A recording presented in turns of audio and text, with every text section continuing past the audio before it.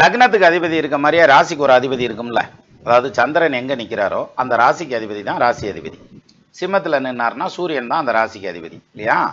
சரி, கடகத்தில் நின்னா என்ன செய்யுதுன்னு கேட்கப்படாது. கடகத்தில் சந்திரன் ஆட்சி, அவரே ஸ்ட்ராங்காக இருக்காருன்னு எடுத்துக்கலாம் கடக ராசிக்காரங்களுக்கு.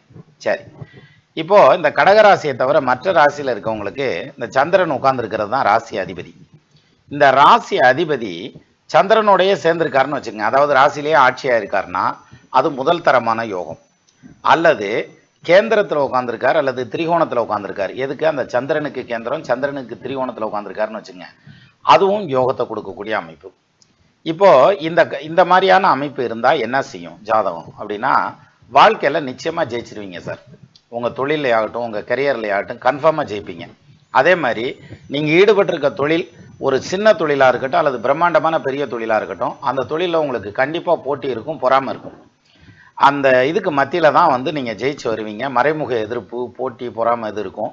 இதை எல்லாத்தையும் ஓவர் கம் பண்ணி ஜெயிச்சிருவீங்கிற மாதிரியான அமைப்பு. இதனால மனசு பாதிக்கப்படாது, நிச்சயமாக ஜெயிப்போங்கிற தைரியம் வந்துடும், ஜெயிச்சு காமிச்சிருவீங்க. அப்போது ராசி அதிபதி ஒருத்தருடைய வாழ்க்கையினுடைய வெற்றியையும் அவங்களுக்கு வரக்கூடிய சுகமான வாழ்க்கை எப்படிங்கிறதையும் எக்ஸ்பிளைன் பண்ணும்.